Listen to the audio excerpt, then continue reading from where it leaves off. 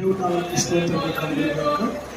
ఈ ఉదయకాల సమయంలో మరొకసారి దేవుని సన్నిధిలో చేరి ఆయన స్తుతించడానికి దేవుడు మనకు అనుగ్రహించినటువంటి ఆధిక్యతను బట్టి దేవుని నామానికి ఎంతో కృతజ్ఞతాస్తులు చెల్లిస్తుంటున్నాను.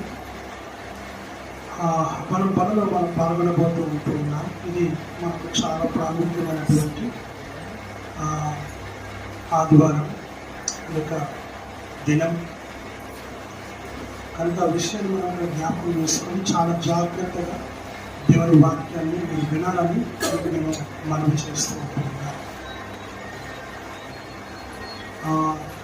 ఈ ఆదివారంలో యాక్చువల్గా మనం పోయిన ఆదివారంలో మనం చేసుకోవాల్సినటువంటి ఆరాధన, కానీ ఈరోజు చెప్పే కారణం అయితే అనారోగ్యం వల్ల, సో వైరల్ ఫీవర్ వల్ల మరి పనులు మనం పాల్గొనలేకపోయినాం. మరి గడిచిన వారంలో చాలామందికి బాగలేదని విన్నాను నేను. వారందరూ కూడా దేవుడి వల్ల ఆయన సన్నిధి నడిపించేందుకు దేవాది దేవుడిని కృతజ్ఞతాస్తులను చెల్లిస్తాం. హల్లెలూయా, హల్లెలూయా.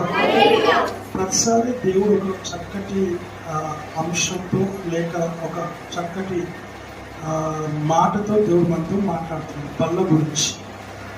ఇంతకుముందు మనం తెలుసుకున్నామంటే in the remembrance of Christ లేక ఆయన యొక్క దాన్ని జ్ఞాపకం చేసుకోవడానికి కోసం మనం తెలుసుకున్నాం కదా. Do this in the remembrance of me అని వాక్యం చెప్తుంది ఇంగ్లీష్లో. ఇది నా జ్ఞాపకార్థమై మీరు చేయండి అని మనం విన్నాం. ఈ రోజున కూడా మనం కొన్ని విషయాలు దేవుడు మనతో మాట్లాడటానికి ఆయన సిద్ధముగా ఉన్నాడు. అవేంటి మనం చూద్దాం ఒకసారి. సార్ బల్లలో మనం ఎందుకు పాల్గొనాలి, వై, ఎందుకు, దేనికి, ఈ బల్ల ఎందుకు మనం ఆచరించాలి అనే దాని గురించి మనము కొన్ని విషయాలు మనము తెలుసుకుందాం. మరి ఆ రీతిగానే దేవుడి సన్నిధిలో మనం ముందుకు సాగుదాం. ఎందుకంటే బల్లలో మనం పాల్గొనడం అంటే ఏదో అల్లకప్పగా నామకార్థంగా ఏదో వచ్చినామా, రొట్టె ఇచ్చినారా, ద్రాక్షరసం ఇచ్చినారా, తిన్నామా, తాగినామా అనేది కాదు. దీంట్లో పాల్గొనాలంటే యోగ్యత కావాలి, అర్హత కావాలి, భాగ్యం కూడా కావాలి. దానికి ఉన్నటువంటి ప్రాముఖ్యత అంత గొప్పది కనుక.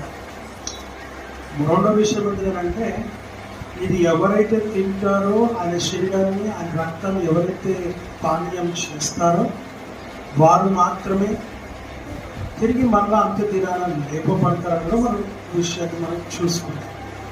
తర్వాత ఇంకో విషయంలో మనం తెలుసుకున్నామంటే అది తింటేనే కానీ త్రాగితేనే కానీ మనము జీవము కలిగి ఉండము అన్న విషయాన్ని మనం జ్ఞాపకం చేసుకున్నాం.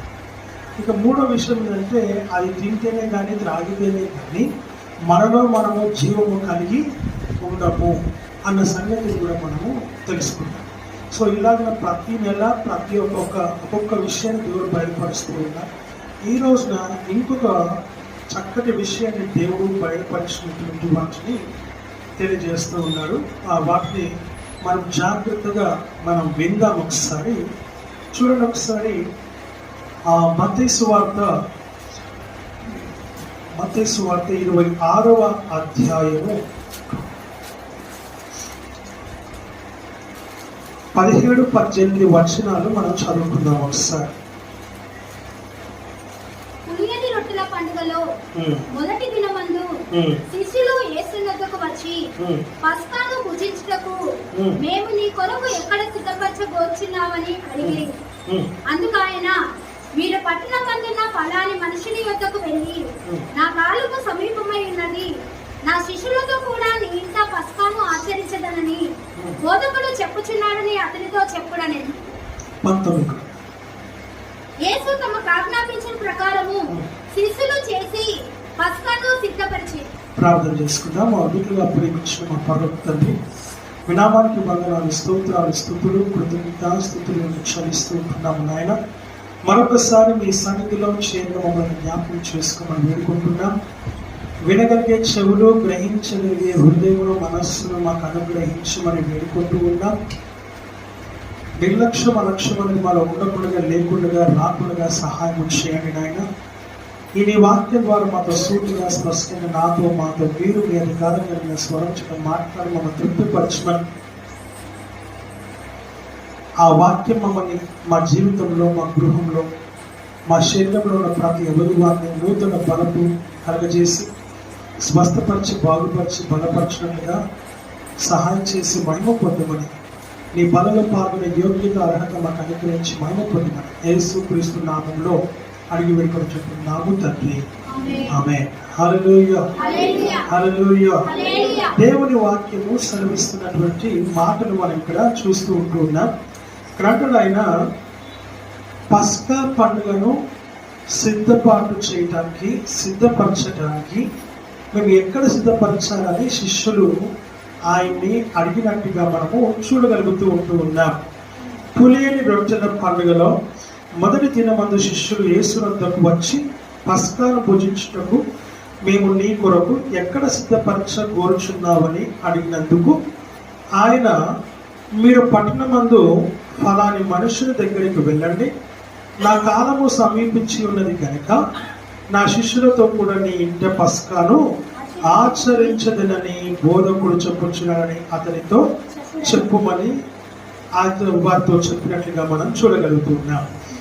యేసు తమకు ఆజ్ఞాపించిన ప్రకారం శిష్యులు అలాగ చేసి వారు పస్కాను సిద్ధపరిచినట్టుగా మనము చూడగలుగుతూ ఉంటూ ఉన్నాం.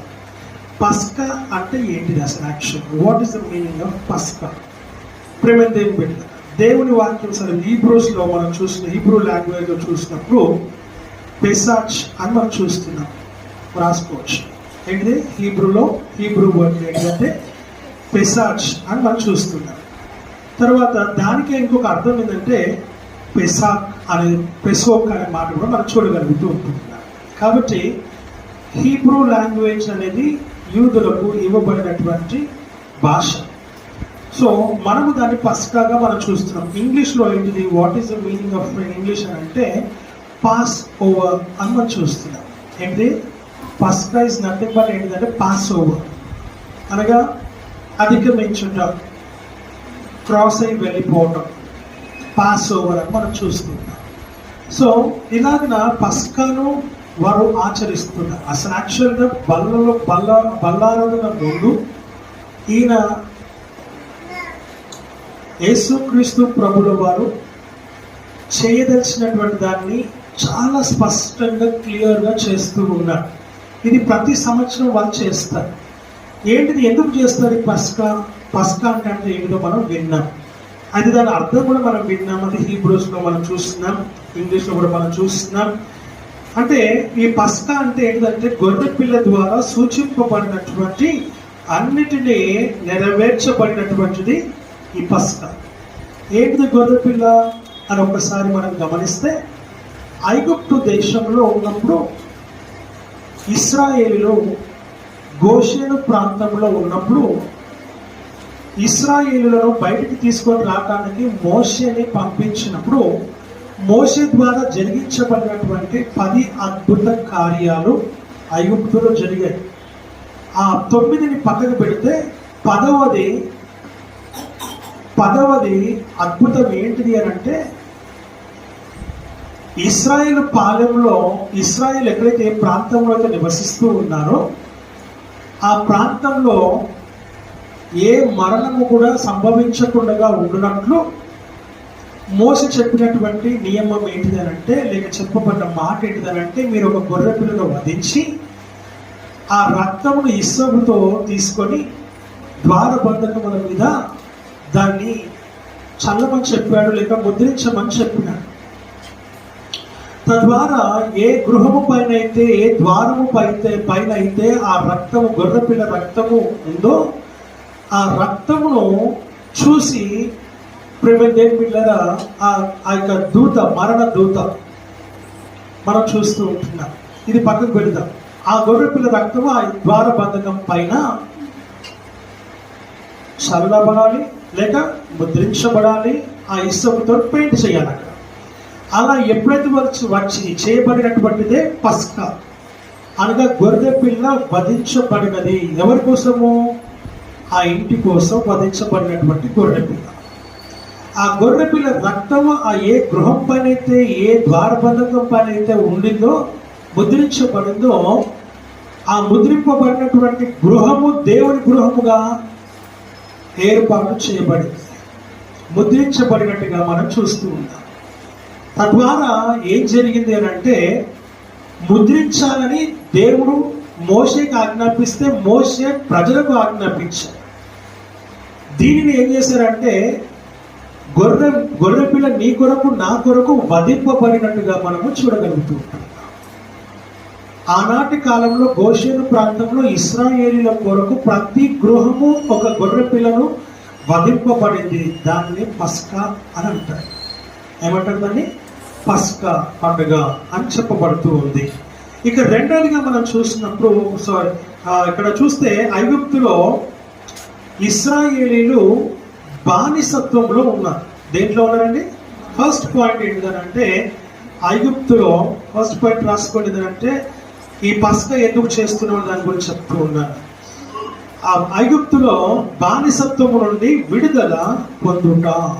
ఏంటిదండి? పస్కా ఎందుకు చేస్తారంటే, ఎందుకు చేస్తున్నారంట?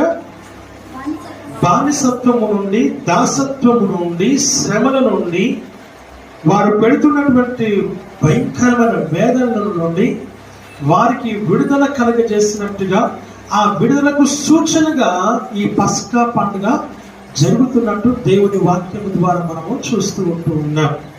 కనుక మొదటిది ఐగుప్తు బానిసత్వంలో నుంచి వారు విడుదల పొందిన దాన్ని సూచనగా ఈ పస్కా పండుగను వారు చేస్తూ ఉన్నారు.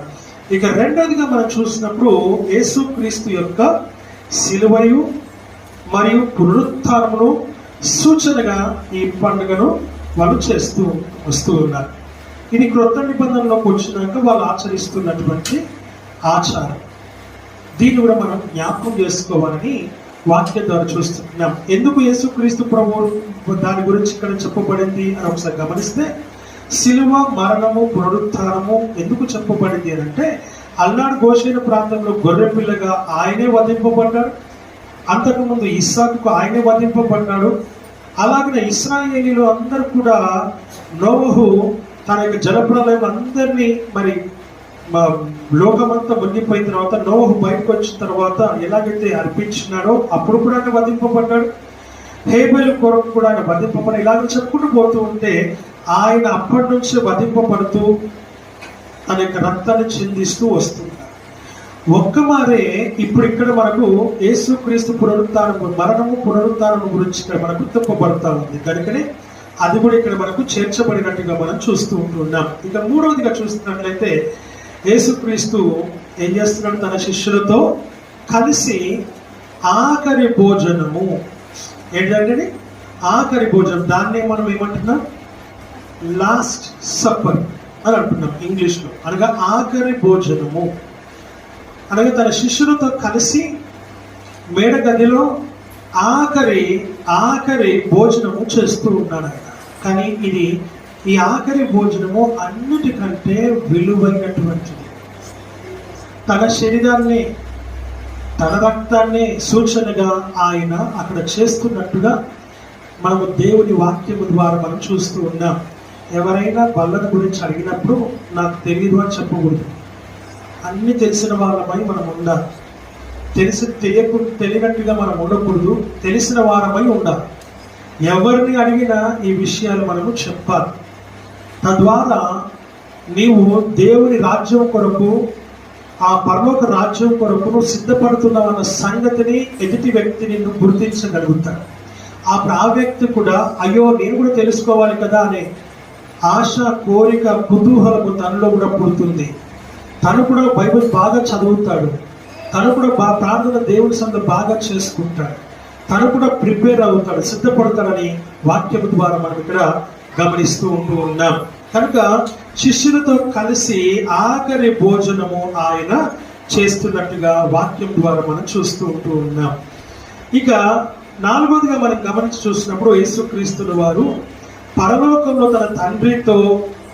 తన తండ్రితో కలిసి, ఆ తండ్రితోనే మనతో కూడా కలిసి ఆయన మరలా ఆ శరీరము ఆ రక్తమును పానీయము భోజనము చేసే వరకు మరలా ఆయన దాంట్లో పాల్గొనను అని చెప్పి వాగ్దానం చేస్తాడు.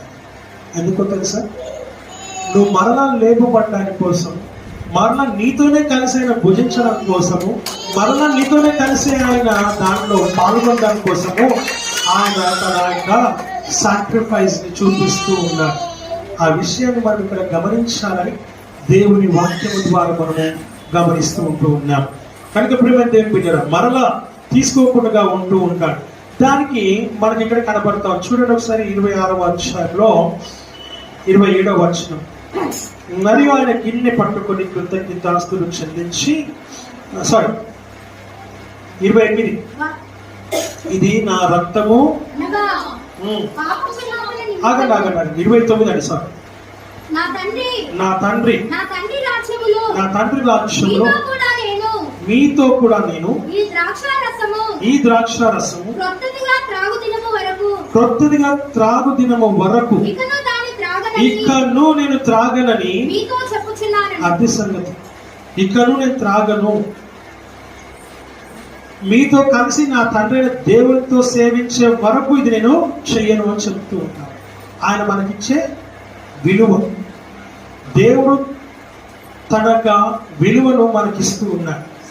ఆ విలువను మనం ఏం చేయాలి? రోజున ఈ లోకంలో మనం పాటించాలి, కాపాడాలి, సంరక్షించాలి, ఆయన కొరకు మనము జీవించాలి. ఇది దేవుడు మన నుంచి కోరుతున్న విషయంగా మనము గమనించాల్సిందిగా వాక్యం ద్వారా మనం చూస్తూ ఉంటూ ఉన్నాం. హల్లెలూయా, హల్లెలూయా.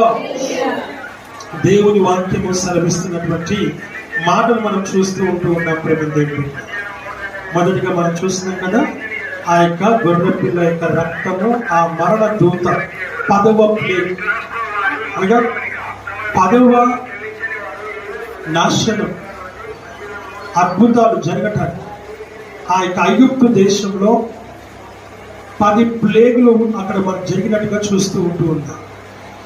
ఆఖరిది ఏంటి అంటే, ఇశ్రాయేలులో కాపాడడం కోసం ఆ రక్తమును చిందించి ఆ ద్వార బంధకముల పైన ఎక్కడైతే ముద్రించబడిందో ఆ మరణ దూత ఆ కుటుంబాన్ని, ఆ ఇంటిని, ఆ గృహాన్ని విడిచిపెట్టి వెళ్ళిపోయినట్టుగా చూస్తూ ఉన్నారు. ఒక విషయాన్ని మనం ఇక్కడ జ్ఞాపకం చేసుకోవాలి. దేవుడు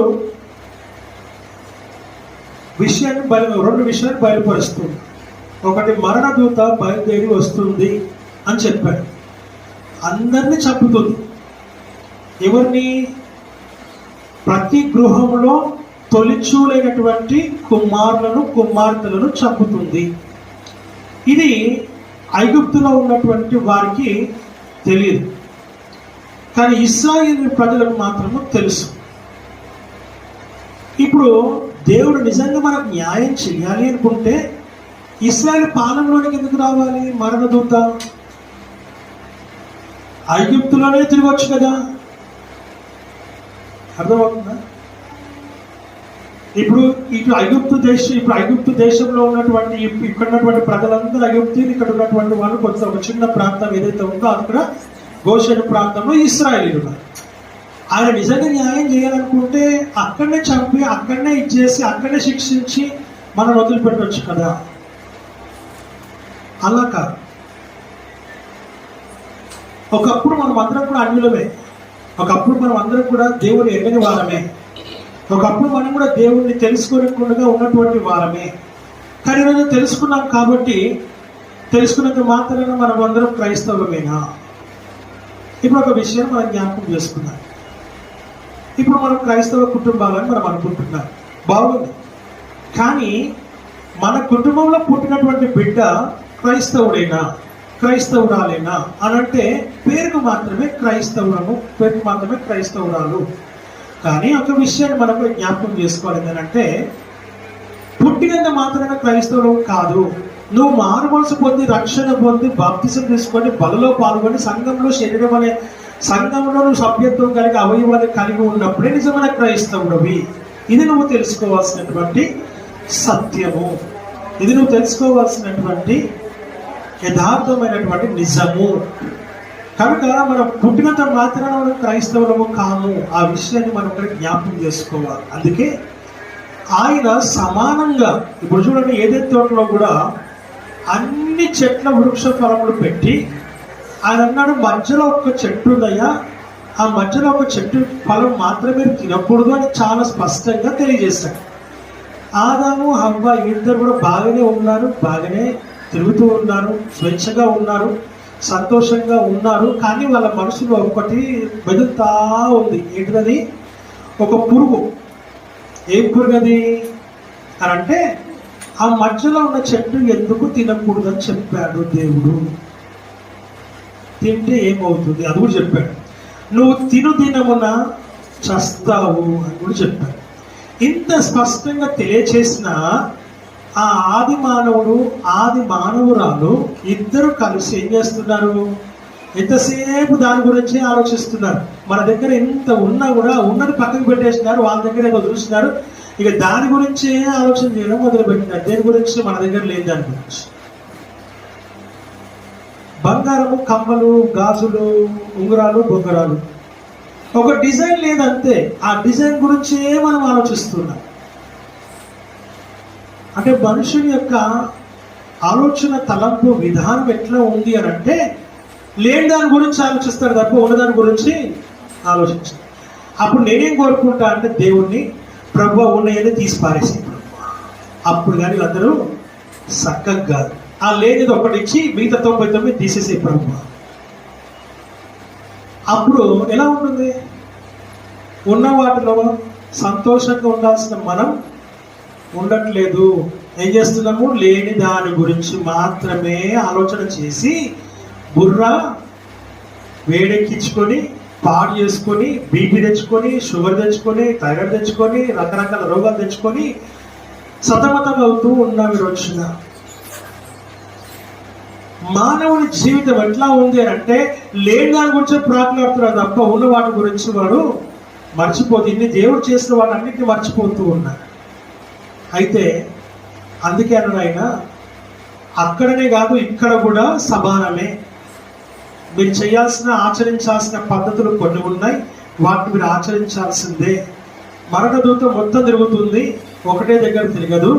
కాబట్టి మీరు ప్రిపేర్ అవ్వండి అని చెప్పి, ఎవరి గృహంలో అయితే అది లేదో, ఆ ముద్ర లేదో, ఆ గొర్రెపిల్ల రక్తము లేదో, ఆ ఇంట్లో ఖచ్చితంగా మరణం వెలుబడి చేస్తుంది అని దేవుడు హెచ్చరిక చేశాడు. అదృష్టం ఏంటంటే, ఇశ్రాయేలు అందరూ కూడా అలాగిన గొర్రెపిల్లను వధించి వారి ద్వార బంధకముల పైన దాన్ని ఏర్పాటు చేసుకున్నారు. ఆదాము అవ్వల వలె వారి జీవితాన్ని కోల్పోకుండా జాగ్రత్త పడ్డారు. సంతోషం, అదొకటే సంతోషం. ఆమేన్. హల్లెలూయా, హల్లెలూయా. వాక్యము సెలవిస్తున్న మాటలు మనం చూస్తున్నాం. అక్కడనే ఎందుకు చేయాలి, ఇక్కడ ఎందుకు ఇక్కడ ఎందుకు చేయాలి, అక్కడే చేస్తే అయిపోతుంది కదా? కాదు. నువ్వు ఆచరించాల్సిన ఒకటి ఉంది, దాన్ని నువ్వు ఆచరించా. ఒక క్రమం ఉంది, దాన్ని పాటించా. ఒక పద్ధతి ఉంది, దాన్ని నువ్వు పాటించా. ఆ పద్ధతిని, ఆ క్రమాన్ని విడిచిపెట్టకూడదని దేవుడు మనకు నేర్పిస్తూ ఉన్నాడు. ఈ క్రమంలో, ఈ పద్ధతిలో, ఈ రూల్స్ అండ్ రెగ్యులేషన్స్ లో నువ్వు ఉండాలి, ఈ బౌండరీలో నువ్వు ఉండాలని దేవుడు వాక్యము సెలవిస్తూ ఉంది. దానిని వదిలిపెట్టి నువ్వు పోకూడదని వాక్యం ద్వారా మనం గమనిస్తూ ఉంటూ ఉన్నాం. అందుకనే ఇక్కడ ఆయన ఆ ద్వారబంధకం పైన ఆ రక్తంతో కూడుకున్నటువంటి ఆ యొక్క ముద్రను ముద్రించినట్టుగా దేవుని వాక్యం ద్వారా మనం చూస్తున్నాం. అందుకు పస్కా పండుగను ఆచరిస్తున్నాం. ఈ పస్కా పండుగ ఆ రోజున, ఆ టైంలో యేసుక్రీస్తు ప్రభుల వారు జరిగిస్తున్నట్టుగా మనము చూడగలుగుతూ ఉంటూ ఉన్నాం. హల్లెలూయా. ఇది చేస్తూనే, ఇది జరిగిస్తూనే ఇంకొక విషయం చెప్తూ ఉన్నాడు. ఇప్పుడు మనం ముందుకు వెళ్దాం దయచేసి. 21వ వచనం. ఆయన మీలో ఒకడు నన్ను అప్పగించునని మీతో నిశ్చయముగా చెప్పుచున్నానని. ఆమేన్. హల్లెలూయా. ఏం చెప్తున్నాడండి? మీలో ఒకడు నన్ను అప్పగిస్తూ ఉన్నారు.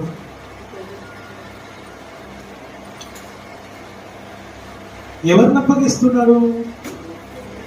ఎవరిని అప్పగిస్తున్నారు? యేసుక్రీస్తు ప్రభుని అప్పగిస్తున్నారు. ఎవరు? ఒకడు. ఆయన ఏమన్నాడంటే హెచ్చరిక చేస్తూ ఉన్నాడు. అంటే దాని అర్థం ఏంటిదంటే, నీలో ఏదైనా పాపం ఉన్నదేమో, ఆ ఒక్కటి నీలో ఏలుబడి చేస్తుందేమో, నేను దేవుని సన్నిధికి దూరం చేస్తుందేమో, వాక్యానికి ప్రార్థనకి దూరం చేస్తుందేమో, సంఘానికి సహవాసానికి దూరం చేస్తుందేమో, సంఘ కార్యక్రమాలకి, దేవునికి, సేవకుని కుటుంబానికి దూరం చేస్తుందేమో, జాగ్రత్త పడమని, సరిచేసుకోమని, సరిదిద్దుకోమని దేవుడు హెచ్చరిక చేస్తూ ఉన్నాడు. సూటిగా చెప్తున్నాడు, మీలో ఒకడు నన్ను అప్పగించబోచు ఉన్నాడు. ఎప్పుడు? భోజనానికి కూర్చున్నాక కదండి. సాయంకాలం అయినప్పుడు ఆయన 12 మంది శిష్యులతో కూడా భోజనమునకు కూర్చుండెను. కూర్చున్న టైంలో ఆయన చెబుతున్నటువంటి మాట, మీలో ఈ తప్పు ఉంది, మీలో ఈ పాపం ఉంది, మీలో ఈ లోపం ఉంది, మీలో ఈ అపరాధం ఉంది, మీలో ఈ అతిక్రమం ఉన్నది, జాగ్రత్త అని దేవుడు హెచ్చరిక చేస్తా ఉన్నాడు. బలలో మనం పాల్గొనబోతూ ఉన్నాం. మనకు తెలియదు నువ్వేం తప్పు చేసినావో, ఏం పాపం చేసినావో, ఎన్ని అబద్ధాలు ఆడావో, ఎవరిని మోసం చేశావో, ఎవరిని తిట్టావో, ఎవరిని చాటుగా దూషించినావో, ఎవరిని నువ్వు ఇంకా ఏ రకంగా మోసగించినావో, లేక వాళ్ళ మీద వీళ్ళ మీద చాలి చెప్పినావేమో, ఇవన్నీ కూడా లెక్కలోనికి వస్తూ ఉంటాయి. ఈ లెక్కలోనికి వచ్చే వాటిని జాగ్రత్త కలిగి ఉండాలని వాక్యం ద్వారా మనం చూస్తూ ఉన్నాం. ఇదే దేవుడు మనతో మాట్లాడుతున్నటువంటి విషయం. సరి చేసుకోవాలని, సరిదిద్దుకోవాలని, సమకూర్చుకోవాలని వట్టిగానే బలలో పాల్గొనడం కాదు ప్రేమ దేవుడు. బలలో పాల్గొనడం కాదు. అందుకని వాక్యం సెలవిస్తున్న మాట, మీలో ఒకడు నన్ను అప్పగించబోచున్నాడు. ఏకంగా యేసుక్రీస్తు ప్రభువుని అప్పగించే స్థాయికి వాడు ఎదిగిపోయినాడు. కాదు. నువ్వు తిని కూడా చస్తావని చెప్పినా కూడా తిని చచ్చిపోయారే ఇద్దరు. అలాగా వీరి జీవితం కూడా తెలిసి కూడా అదే తప్పు చేస్తూ ఉన్నాడు. ఏం చేస్తున్నాడు అని ఒకసారి గమనిస్తే, ప్రేమ దేవుని బిడ్డలారా, 14వ వచనంలో, అప్పుడు 12 మందిలో ఒకడు ఇస్కరియోతు యూదా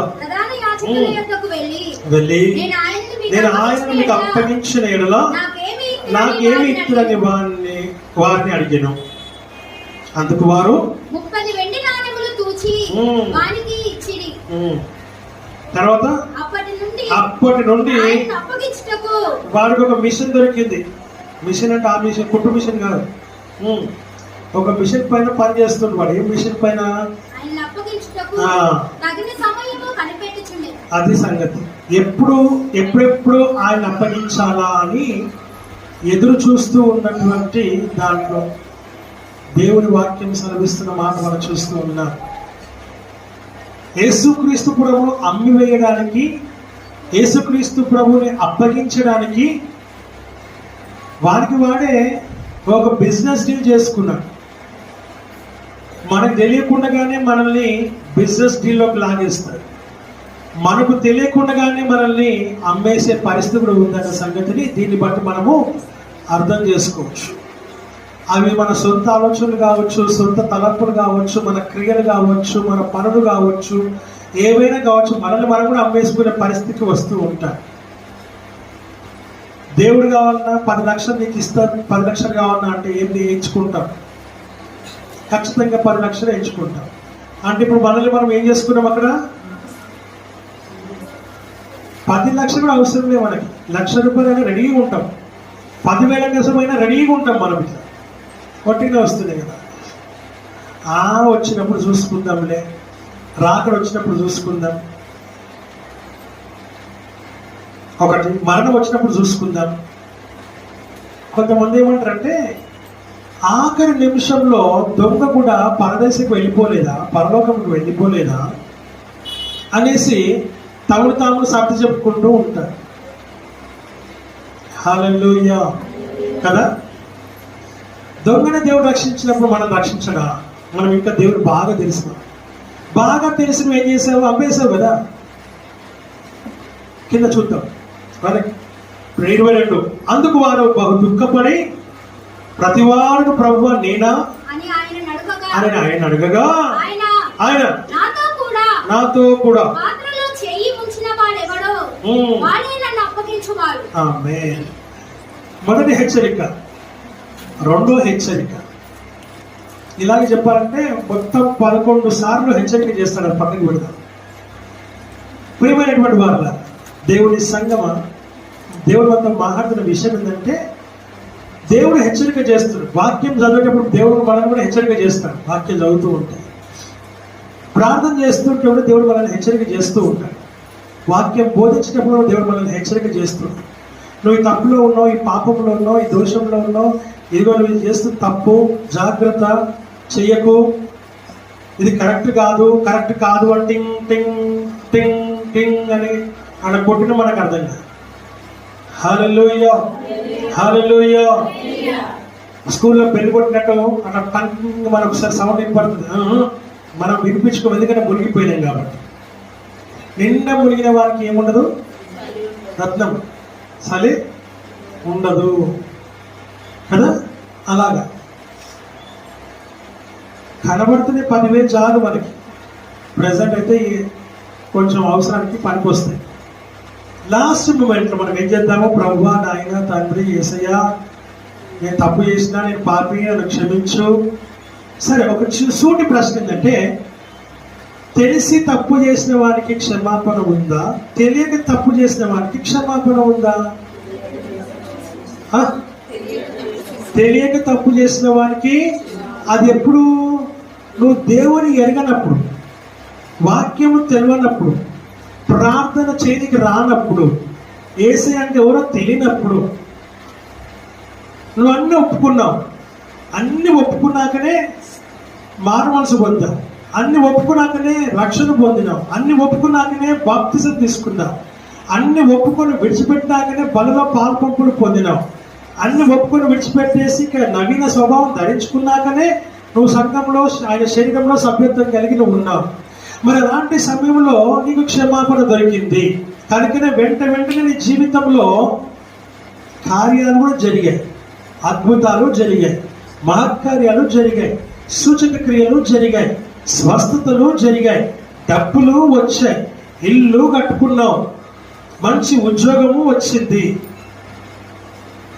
తర్వాత ఇప్పుడు జరగట్లేదు. ఎందుకు అంటే, ఎందుకు జరగట్లేదు, వై అని అంటే, అప్పుడేమో యథార్థంగా ఒప్పుకున్నావు, యథార్థంగా దేవుని సంఘంలో మారవలసి పొందినావు, యథార్థంగా నువ్వు ఉండడానికి ప్రయత్నం చేస్తూ ఉన్నావు, నీ పాపములన్నీ ఒప్పుకొని విడిచిపెట్టి అయ్యా నాయనా తండ్రి అంటూ దేవుని దగ్గర కన్నీరు కారుస్తూ నిజమైన ఆత్మీయ జీవితం జీవిస్తూ వాక్యానికి అనుగుణంగా, సంఘానికి అనుగుణంగా, దేవునికి అనుగుణంగా, ఆయన సన్నిధికి అనుగుణంగా జీవిస్తూ వస్తున్నావు కనుక నీ జీవితంలో కార్యాల మీద కార్యాలు చూడటము జరిగింది. ఇప్పుడు జరగట్లేదు. ఇప్పుడు మనం తెలిసి మనం ఏం చేస్తున్నాము చెప్పు, తెలిసి ఏం చేస్తున్నాం? తెలిసి కూడా తప్పులు చేస్తూనే ఉన్నాం. పాపం అంటే ఏంటిది? గట్టిగా, ఆజ్ఞాతిక్రమమే పాపం. ఈ తప్పును చేయకూడదు, ఇక్కడికి నువ్వు వెళ్ళకూడదు, ఇలా మాట్లాడకూడదు, నువ్వు ఇలా ఉండకూడదు అని అన్నారు అనుకోండి. ఒక వస్తువు తీసుకురమ్మనో లేకపోతే ఏదైనా పని చెప్పినారు అనుకోండి, చేయలేదు అనుకోండి, చేస్తే నువ్వు లోపడ్డట్టు, ఆజ్ఞకు లోపడ్డట్టు, ఇక నీలో పాపం లేదు. చేయకపోతేనే పాపం. ఆజ్ఞకు లోబడకపోవడము, మాటకు లోబడకపోవడం పాపం. మనం ఏం చేస్తున్నామంటే తెలిసి ఎరిగి అన్నీ కూడా మనకు అవగాహన కలిగిన వారమై తప్పులు చేస్తూ ఉన్నాం. ఆజ్ఞను మీరుతూనే ఉన్నాం, మాట తప్పుతూనే ఉన్నాం, అబద్ధాలు చెబుతూనే ఉన్నాం, చేయకూడనివి చేస్తూనే ఉన్నాం, కూర్చోకూడని స్థలంలో దుష్టుల ఆలోచన చొప్పున, పాపుల మార్గమున, దుష్టుల మార్గమున అపహాసకులు కూర్చుని చోటున కూర్చుండక. ఆ. ఈ 3 సార్లు ఈ యెహోవా ధర్మశాస్త్రం పక్కకు పెట్టేయాలి. ఈ 3 మనం చేస్తున్నామా చేయట్లేదా? చేస్తున్నామా చేయట్లేదు.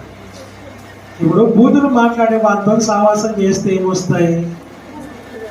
జ్ఞానం కలిగినటువంటి వారితో సావాసం చేస్తే ఏమొస్తుంది? మంచి వారితో సావాసం చేస్తే ఏమొస్తుంది? బిర్యానీ తినే వారితో సావాసం చేస్తే ఏమొస్తుంది? బిర్యానీ తింటాం.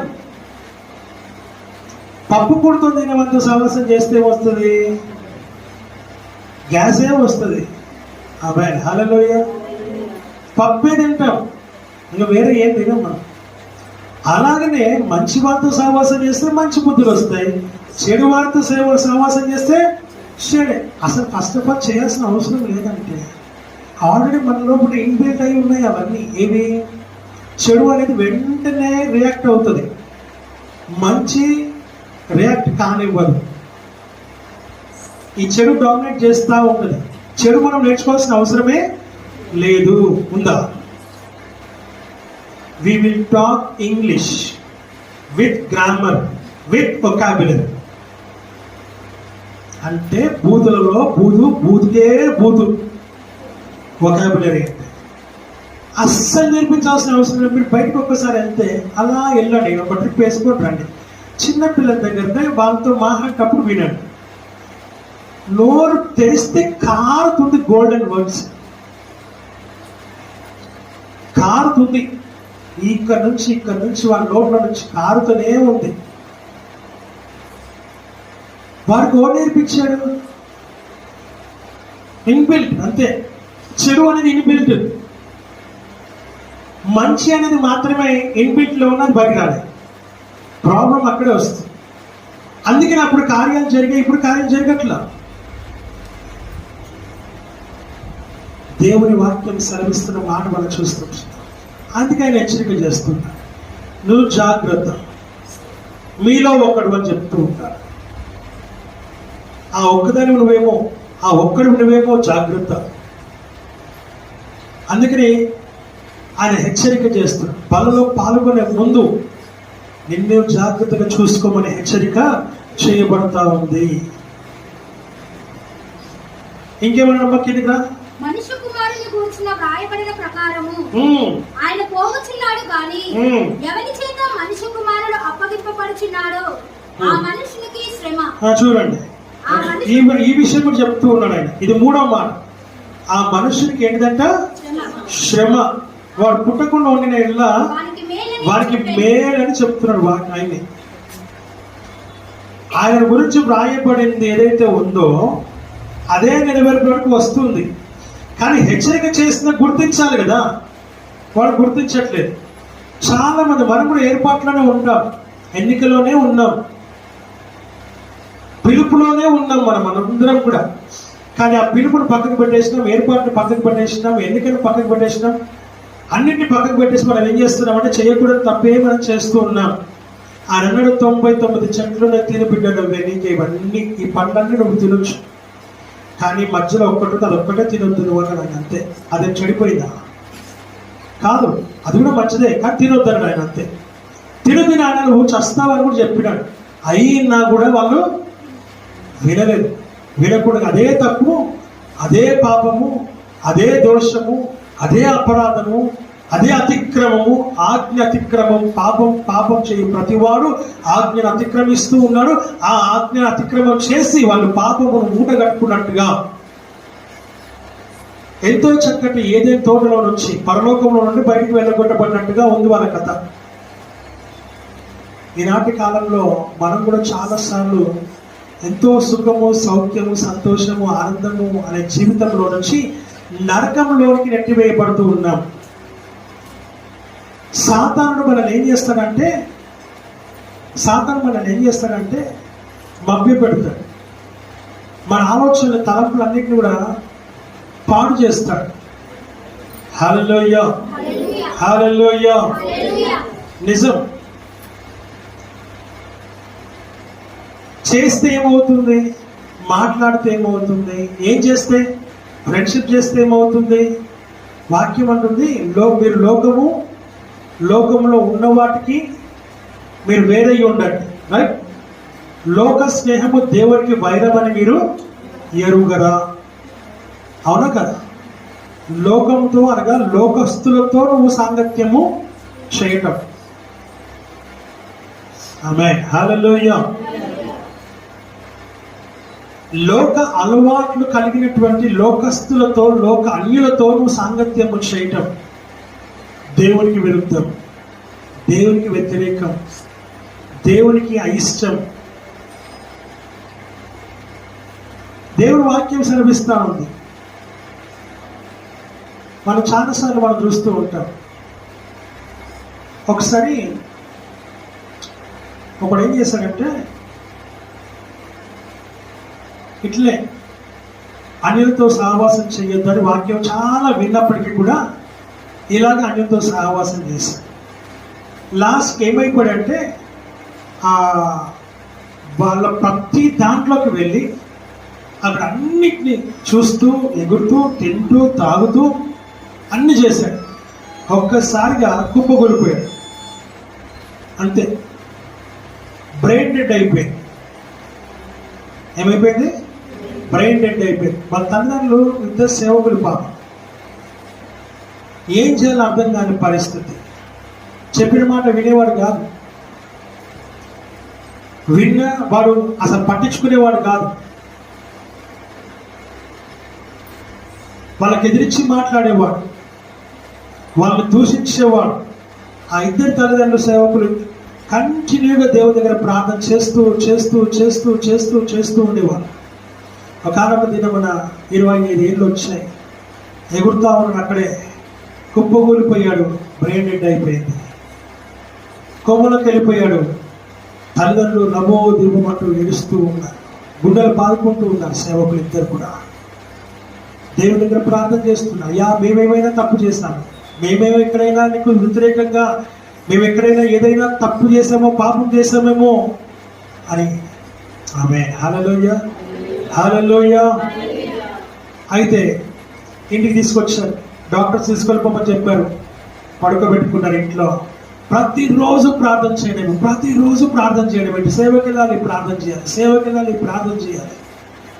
అందరూ అడిగేవాళ్ళు, మీ కొడుకునే మీరు రక్షించుకోలేకపోతున్నారు, మీ కొడుకునే బాగు చేసుకోలేకపోతున్నారు, మీ సేవ ఎందుకు సేవ చేస్తున్నారు మీరు అనేసి అవమానాలు భరించుకుంటా, సహించుకుంటా, ఓర్చుకుంటూ. ఇది దేవుని యొక్క చిత్తం ఏముందో మాకు తెలియదయ్యా, కానీ మేము ప్రార్థన చేస్తున్నాం, దేవుడు స్వస్థపరుస్తాడు. దేవుడు కూడా స్వస్థపరచకపోతే దేవుడు వాడు ఎప్పుడో తీసుకునేవాడు కదా. స్వస్థపరుస్తాడనే నమ్మకం మాకు ఉంది, గొప్ప కార్యం దేవుడు చేస్తాడనే నమ్మకం మాకు ఉంది. 5 సంవత్సరాల తర్వాత ఆ జ్యూస్తో మాత్రమే, పైప్ వేసే పైప్తో మాత్రమే జ్యూస్ పంపించేవాళ్ళ. ఒకనొక దినం చలనం వచ్చింది, ఒకనొక దినం వాళ్ళు లేచి కూర్చున్నాడు, ఒకనొక దినం వాళ్ళు లేచి కూర్చున్నాడు. వెంటనే వాడు అంటున్నాడు, నాకు బైబిల్ కావాలంటున్నాడు. ఎందుకు అని అంటే, యేసయ్య నాతో మాట్లాడినా, యేసయ్య నాతో మాట్లాడను, నేనే నీ దేవుడినై ఉన్నాను, నేను తప్ప వేరొక దేవుడు లేడు అని నాతో మాట్లాడినాడు. నువ్వు చేసిన పాపానికి నీకు శిక్ష నేను విధించాను, ఇదిగో నువ్వు లేచి కూర్చో, నా కొరకు నువ్వు సేవ చేయి అని చెప్పి నాతో మాట్లాడినాడు అని దేవుడు వాళ్ళతో మాట్లాడిన తర్వాత వాళ్ళు లేచి కూర్చొని బైబిల్ తీసుకొని చదవడం మొదలుపెట్టినాడు. వాళ్ళు చదివి చదివి చదివి వాక్యం చదివిన తర్వాత బైబిల్ అంతా కంప్లీట్ చేస్తారు. అక్కడే బెడ్లోనే ఉండి ఆ బైబిల్ కంప్లీట్ చేసిన తర్వాత మరలా చదువుతూ ఉన్నాడు. మరలా కొత్తగా అనిపిస్తుంది, ఇది నేను ఎక్కడ మర్చిపోయానని అనుకుంటున్నాను.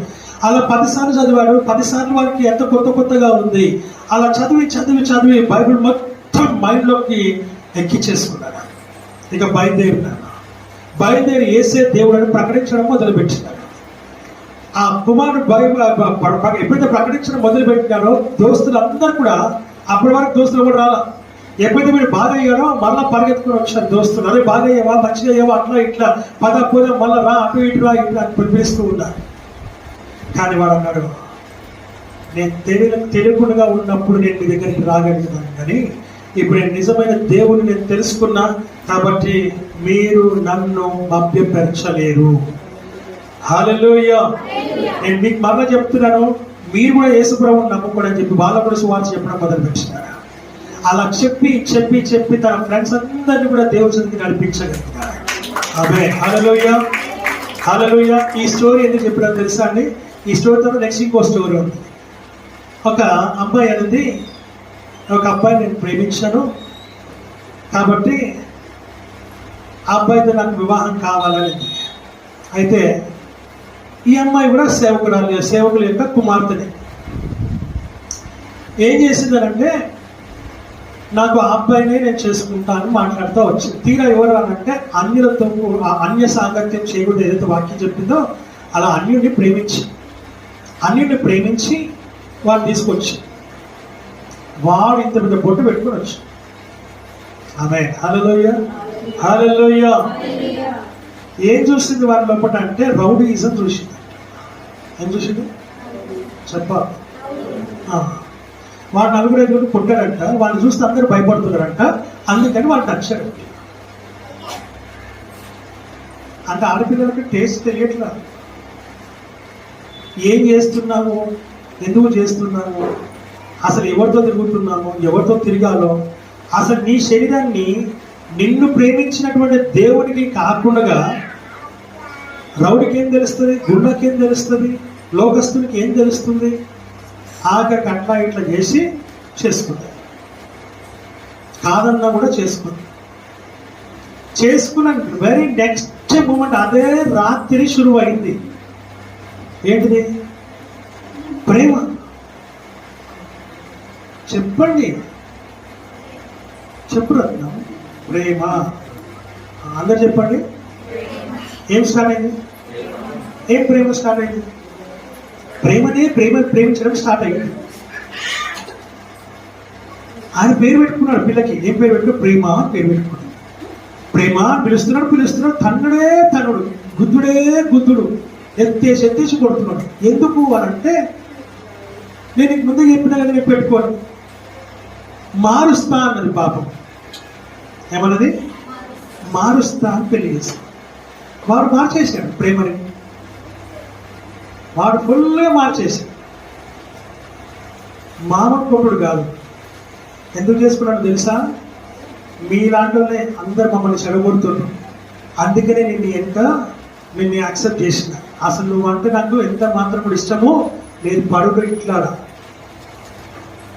అని చెప్పి ఆడు ఇంకొక పెళ్లి చేసుకొని చక్కగా దీన్ని పర్మనెంట్లాగా ఇల్లు ఊగటానికి, వాకిలు ఊగటానికి, బాసం తోమటానికి, ఈయన బట్టలు ఆయన బాగా బట్టలు ఉతకటానికి, తర్వాత రకరకాల పనులు చేయడానికి, సంపాదించి తీసుకోవడానికి ఉపయోగించుకుంటూ ఉన్నారు. డాడీ, మమ్మీ అని ఫోన్ చేసి. హల్లెలూయా. ఇది నిజంగా చెప్పిన ఏదో నేను ఏమంటారు అల్లిన స్టోరీ కాదు, మెహిదీపట్నంలో జరిగినటువంటి రియల్ స్టోరీ మీకు చెప్తున్నాను. మీరు నాతో వస్తారంటే బస్సు కట్టుకుని నాతో పాటు మీకు ఫ్రీవే కదా, మీ అందరికీ మీకు బస్సు ఫ్రీ కదా, మీరందరూ బస్సు ఎక్కడనే తీసుకెళ్ళి చూపిస్తాం. ఇప్పుడు కూడా చింపిరి బట్టలు వేసుకొని, మసిగుడ్డ బట్టలు వేసుకొని, ఒకప్పుడు పడుతుండే స్టైల్ మామూలు స్టైల్ కాదు. రకరకాల జడలు ఒకరొకరు తిప్పి, కిందికి తిప్పి, మీదికి తిప్పి, ఇటు గుంచి అటు గుంచి, ఇటు రొట్టేసి 2 కొమ్ములు పెట్టి ఇక్కడ 2 జడల సీత.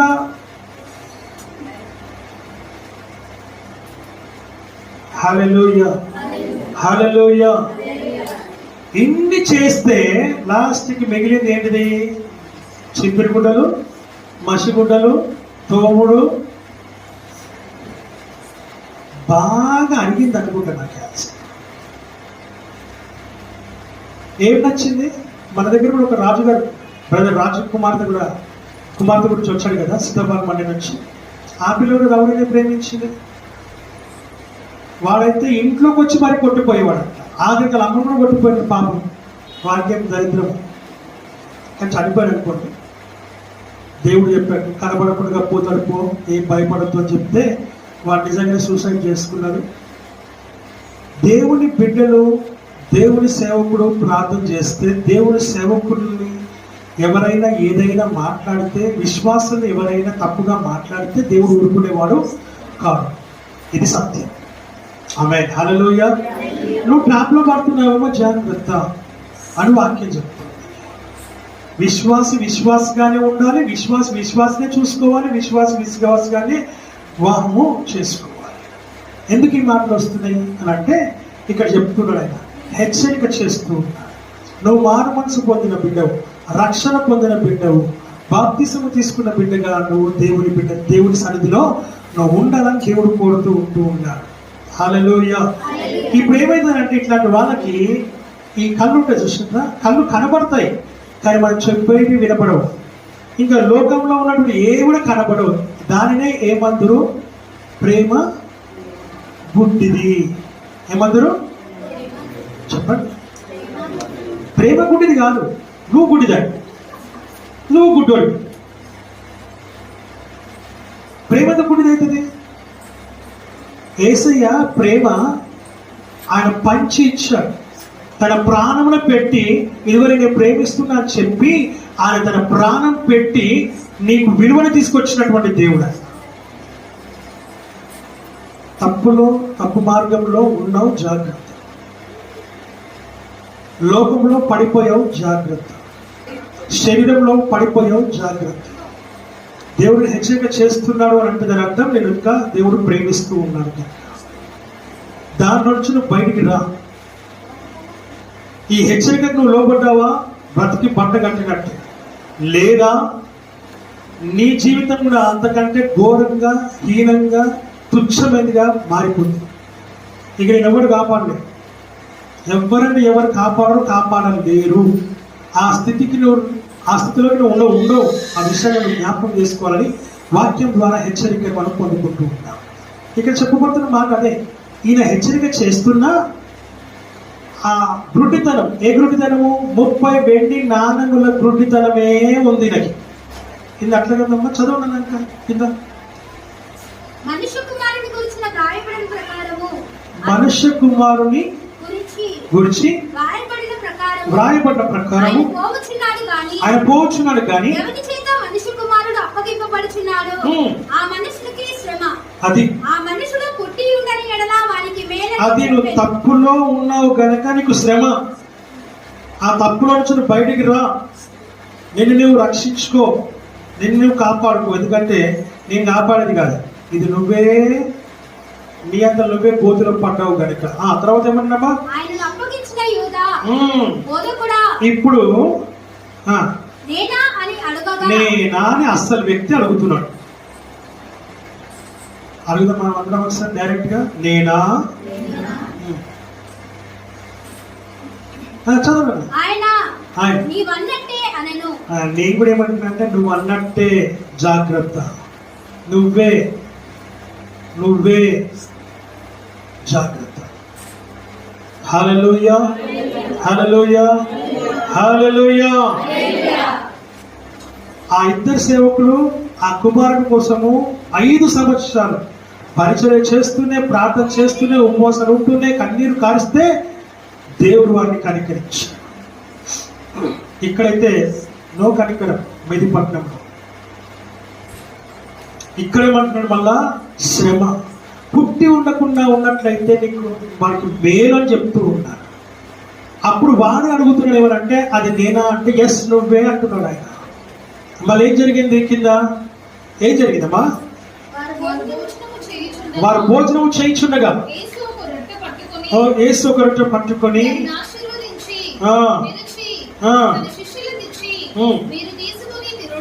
చాలు. ఇక్కడ ఏమంటున్నాడంటే అది నీవే అని చెప్పి చాలా క్లియర్ గా యూదా అంటున్నాడు నేనా అని అడుగగా ఆయన నీవు అన్నట్టే అనేను. అక్కడితో అది క్లోజ్ అయిపోయి వెంటనే ఏం చేస్తున్నాడు యేసు ప్రభు? ఒక రొట్టెను తీసుకున్నాడు, దాన్ని ఆశీర్వదించినాడు, విరిచి శిష్యులకు ఇచ్చినాడు, మీరు తీసుకొని తినుడి, ఇది నా శరీరం అని ఆయన స్పష్టంగా తెలియచేస్తూ చెప్పినట్లుగా చూస్తున్నాం. ఒక రొట్టెను తీసుకున్నాడు. ఏం తీసుకున్నాడు? ఒక రొట్టెను తీసుకున్నాడు. హీబ్రూ వర్డ్లో అబ్జా అని అంటున్నారు. రొట్టెను మనం రొట్టె అంటున్నాం, అక్కడేమో అబ్జా అని అన్నది వర్డ్. సో ఆ రొట్టెను ఎత్తుకొని కృతజ్ఞతాస్తులు చెల్లించి దాన్ని ఆశీర్వదించి విరిచి వారికి ఇచ్చి ఇది మీరు తినండి అని చెప్తుంది. అలాగే ద్రాక్షరసం కూడా సేమ్ అలాగే తీసుకున్నాడు, కృతజ్ఞత చెల్లించినాడు, వారికి పంచి ఇచ్చినట్టుగా దాన్ని మీరు తాగండి అంటున్నాడు. తాగేమంటున్నాడు ఆయన కింద 27వ వచనంలో, గిన్నెను పట్టుకుని కృతజ్ఞతలు చెల్లించి ఇది నా రక్తము అనగా పాప క్షమాపణ నిమిత్తము నిబంధన రక్తము. ఆమేన్. హల్లెలూయా, హల్లెలూయా, హల్లెలూయా. ఏ రక్తం అంటే ఇది? మళ్ళొక్కసారి, ఇది నా రక్తము అనగా పాప క్షమాపణ నిమిత్తము అనేకుల కొరకు చిందింపబడుచున్న. మొదటగా పాప క్షమాపణ మాట జ్ఞాపకం చేసుకోండి, రాసుకున్న మాట. ఈ రక్తం దేనికి సాదృశ్యం? ఇది దేనికి పనికొస్తుంది? పాపమును క్షమించడానికి ఆ రక్తము చిందించబడింది. పాపమును క్షమించే రక్తం ఒక్కటే యేసు రక్తం. ఏ రక్తము? యేసు రక్తం ఒక్కటే పాప క్షమాపణ కలుగజేస్తుంది. తద్వారా ప్రేమ దేవుని మనం క్షమాపణ పొందుతున్నాం అన్న సంగతిని జ్ఞాపకం చేసుకోవాలి. ఆ పాప క్షమాపణ యేసు రక్తము ద్వారానే కలుగుతుంది తప్ప మరి ఏ రక్తము ద్వారా కలగదు. యేసు రక్తము రక్తము రక్తము, యేసు రక్తము రక్తము రక్తము.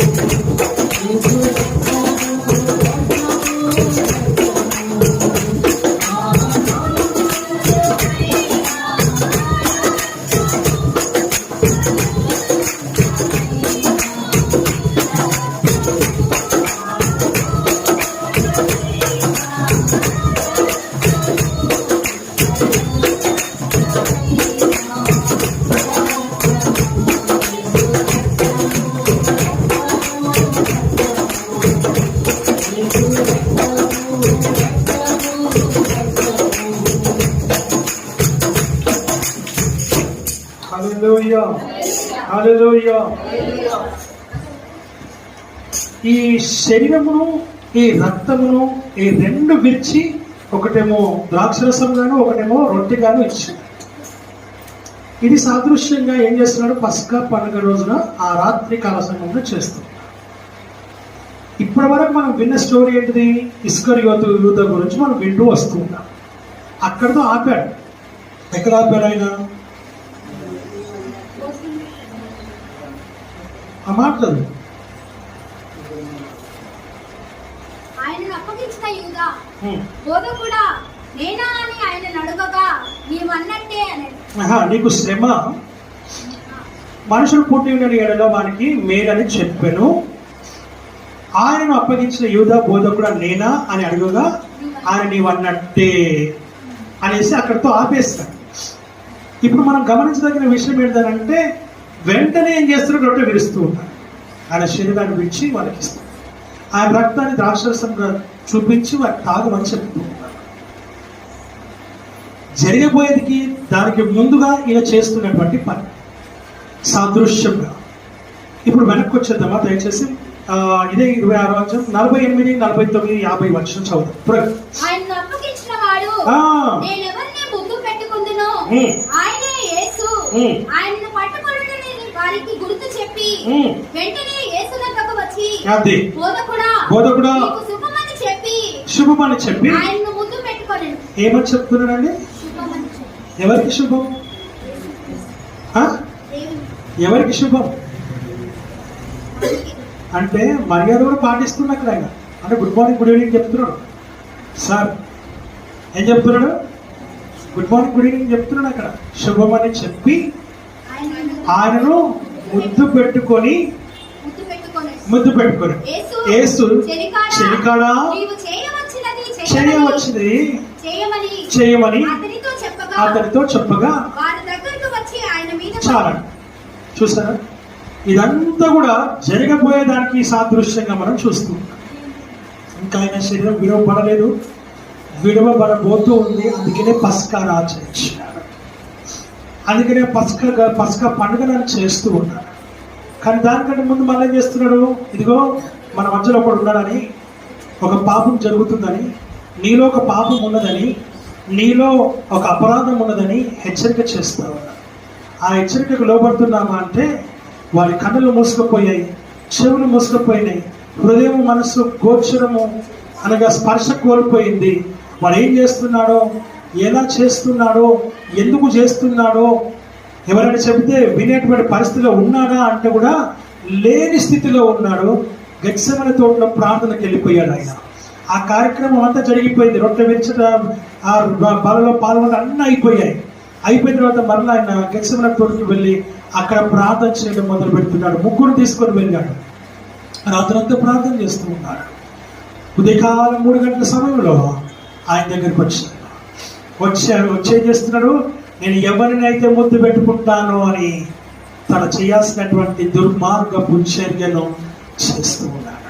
చూసారా, అంటే వాడి కళ్ళు మూసుకుపోయాయి, చెవులు మూసుకుపోయాయి, హృదయం మనస్సు ఏది కూడా పని చేయట్లేదు. మనసు పనిచేస్తుందల్లో ఒకటిదనంటే 30 వెండి నాణాలు ఒకటి పనిచేస్తుంది. ఈరోజు నీవైనా నేనైనా మనమైనా కూడా పెద్దల మాట సత్యమూట, సేవకులు చెప్పినా, తల్లిదండ్రులు చెప్పినా, పెద్దలు చెప్పినా మన మంచి కొరకే అని చెప్తూ ఉంటే అది మనకు అర్థమై సావదు. మరి ఏం సావదు మనకు? అది అప్పు చేసే వాళ్ళకి ఎట్లుంటుంది అంటే అప్పు చేయాలనే ఉంటుంది. అంటే దాని అర్థం ఏంటంటే దాంట్లో నెట్టి వేయబడిన తర్వాత అప్పు కట్టకపోతే ఇంకొక అప్పు చేయకపోతే ఇంకొక అప్పు కట్టలేము. అంతే. ఒక అప్పు కట్టడానికి ఇంకొక అప్పు, ఒక అబద్ధం చెప్పడానికి ఇంకొక అబద్ధం, ఇలా నిన్ను లోపలికి లోతైన గొయ్యలోనికి నిన్ను నడిపిస్తుంది తప్ప బయటికి మాత్రం తీసుకొని రాదు. అది నువ్వు గ్రహించలేపు, నువ్వు సక్షేపోతావు. ఎవరు గ్రహిస్తాడు అని అంటే మాట విన్నవాడు గ్రహిస్తాడు. కష్టమైనా నష్టమైనా ఆ గ్రహింపులోనికి నువ్వు రావాలి. ఇక అప్పును చేయకూడదు, ఇక తప్పు చేయకూడదు, ఇక పాపము చేయకూడదు అని నిర్ణయించుకునే స్థితిలోకి నువ్వు ఖచ్చితంగా రావాలి. ఎందుకంటే ఆ పాపములో పడింది నువ్వే గనక నువ్వే బయటికి రావాలి. ఎవడో పడిపోతే పైకి లేవంటే నాకు ఏం ఛాన్స్ లేదు. హల్లెలూయా. ఒక మనిషి అనుకో చెయ్యిరా, కూర్చో చెయ్యి. ఇప్పుడు మీరు చెయ్యించాడు కాబట్టి నేను విని లేపగలుగుతున్నా. ఒకవేళ కూర్చొని నేను చెయ్యించినా వాడు చెయ్యలేదనుకో, వాడిని లేపడం కష్టం, వాడిని నేను లేపలేను. ఎందుకంటే వాడు లేచే స్థితిలో లేడు, చేయించే స్థితిలో లేడు. నేను ఎందుకు ఇవ్వాలి? నేను చేస్తుంది కరెక్టే. ఆమేన్. హల్లెలూయా. అందుకని వాక్యం సెలవిస్తున్న మాట మనం చూస్తున్నాం. ఏం జరిగింది? అయిపోయింది. ఇదంతా జరిగిన తర్వాత లాస్ట్కి వారికి ఏం జరిగిందో చూసుకొని మనం ముగించుకుంటాం. 27వ అధ్యాయము 3వ వచనం నుంచి. అప్పుడు ఆయన అప్పగించిన యూదా ఆయనకు శిక్ష విధింపబడగా చూచి పశ్చాత్తాపపడి ఆ 30 వెండి నాణెములు ప్రధాన యాజకుల యొద్దకును పెద్దల యొద్దకును మరలా తెచ్చి నేను నిరపరాధ రక్తమును అప్పగించి పాపము చేసినని చెప్పాను. వారు దానితో మాకేమి నీవే చూసుకోమని చెప్పగా అతడు ఆ వెండి నాణెములు దేవా పోయి ఉరి పెట్టుకొని ప్రధాన యాజకులను ఆ వెండి నాణములు తీసుకొని ఇవి రక్త ప్రయోజనములు కనుక వీటిని కానుక పెట్టిలో వేయతగినవని చెప్పుకోలేదు. వాక్యం చెప్తున్న మాట ఏంటంటే వాడు పోయి ఏం చేస్తున్నాడు, లాస్ట్కి వాడు చేసిన తప్పుకి ఎప్పుడు పశ్చాత్తాపం వచ్చిందండి? ఆయనను పట్టుకొని శిక్ష విధింపబడిన తర్వాత అప్పుడు కానీ వాడి మీద ఉన్న దయ్యము వాడిని విడిచిపోలేదు. నీ మీద ఉన్న దయ్యం కూడా నిన్ను ఎప్పుడు విడిచిపోతుంది అంటే నువ్వు మొత్తం నాశనం అయిపోయిన తర్వాత అప్పుడు విడుస్తుంది. విడిచినాక అప్పుడు నీ కళ్ళు తెరుచుకుంటే, చెవులు తెరుచుకుంటే, హృదయం, మనసు అన్నీ యాక్టివ్లోకి వస్తాయి. వచ్చే లోపల నీ కళ్ళు పుట్టిదైపోతాయి, నీ చెవులు ఏమైపోతావు, నువ్వు శరీరం మొత్తం చచ్చిపడిపోతుంది. ఆఖరికి లాస్ట్కి ఏం కాక ఇటు పరలోకానికి ఛాన్స్ అయితే లేదు, ఆఖరికి నరకంలో కూడా భయంకరమైనటువంటి స్థితిలోకి నువ్వు నెట్టివైపోతావు. అంతే, మళ్ళీ నీకు ఛాన్స్ లేదు. నువ్వు అనుకుంటున్నావు ఏంటంటే నీకు మళ్ళీ ఛాన్స్ వస్తుందని. No no no no. వీళ్ళు లాస్ట్ పోయి ఉరి పెట్టుకున్నాడు. దేంతో పెట్టుకుని తెలుసా ఉరి? ఒక గాడిద, చనిపోయిన గాడిదకు ఉన్నటువంటి తాడును తీసుకొని దాంతో పెట్టుకున్నాడు. పెట్టుకుంటే ఆ తాడు కూడా వానికి సహకరించలేదు. వాడు ఆ తాడు కూడా చీకిపోయి తాడు కూడా వాడిని భరించలేదు, వాడిని ఓర్చుకోలేదు, వాడిని తట్టుకోలేదు, వానికి ఏమాత్రం అవకాశం ఇవ్వలే. వెంటనే తెగిపోయింది, కిందికి పడ్డాడు, నడిమికి బద్దలై బ్రేగులు బయటపడ్డట్టుగా వాక్యం చెప్పాడు. అంత హీనమైనటువంటి ఘోరమైనటువంటి చావునకు నువ్వు లోనవుతావు. ఎవరిని అప్పగించినావో తెలుసా? ప్రేమ అంటున్నావు కదా, ఆమె హల్లెలూయా. ఎవరిని అప్పగిస్తున్నావు? యేసు క్రీస్తు ప్రభువు నీకు అప్పగిస్తున్నావు. జాగ్రత్త. దాంట్లో నుంచి నువ్వు బయటికి రావడం కాదు కదా, చావే శరణ్యం. ఆ చావు కూడా నీకు సహకరించు, నీ శరీరం నడుమికి బద్దలు చేసేసి అంత హీనమైనటువంటి చావునకు నువ్వు లోన్ అవుతావని వాక్యం ద్వారా మనం గమనిస్తున్నాం. యేసు క్రీస్తు ప్రభుల వారు పస్కా పండుగకు ముందు ఆయన పస్కా పండుగను ఆచరించి ఆయన శరీరాన్ని విడిచి ఇచ్చి రక్తమును ఇచ్చి ఆయన తన పనిని యావత్తు కూడా నెరవేర్చి జరగవలసిన కార్యక్రమాలన్నీ కూడా ముందే ఆయన తెలియజేసినట్టుగా మనం చూస్తున్నాం. ఆఖరి మనకి ఇంకో మాట ఏం చెప్తున్నాడు? తండ్రి అయిన దేవునితో కలిసి మీతో కలిసి నేను మళ్ళీ భుజించని చెప్తూ ఉన్నాడు. అది ఆయన ప్రేమ, నిజమైనటువంటి ప్రేమ. ఆ ప్రేమకు సాదృశ్యం ఏదైనా ఉందా అంటే ఈ లోకంలో ఏది కూడా లేదు అన్న సంగతిని మనం ఇక్కడ జ్ఞాపకం చేసుకోవాలని వాక్యం మనం చూస్తుంటున్నాం. అందుకే ఆయన ఆశీర్వదించినాడు, విడిచినాడు, కృతజ్ఞతాస్తులు చెల్లించినాడు. నడు జ్ఞాపకం చేసుకోమని చెప్తూ ఉన్నాడు. Do this in remembrance of me అని అంటున్నాడు ఆయన. నన్ను జ్ఞాపకం చేసుకోవటానికై దీన్ని చేయండి. ఏం జ్ఞాపకం చేసుకోవాలా? ఉదయకాలం 3 గంటల నుంచి ఆయన చనిపోయేంత వరకు, పాతి పెట్టినంత వరకు కూడా ఆయన జరిగినటువంటి సంఘటనలు అన్నీ కూడా జ్ఞాపకం చేసుకుంటూ నువ్వు బలలో పాల్గొన్నావు. ఆమేన్, హల్లెలూయా. ఆ విషయాన్ని జ్ఞాపకం చేసుకొని దేవుని సన్నిధిలో మనం ముందుకు సాగుదాం. అభివృద్ధిగా దేవుడి వాక్యమును ఆశీర్వదించి దీవించును గాక.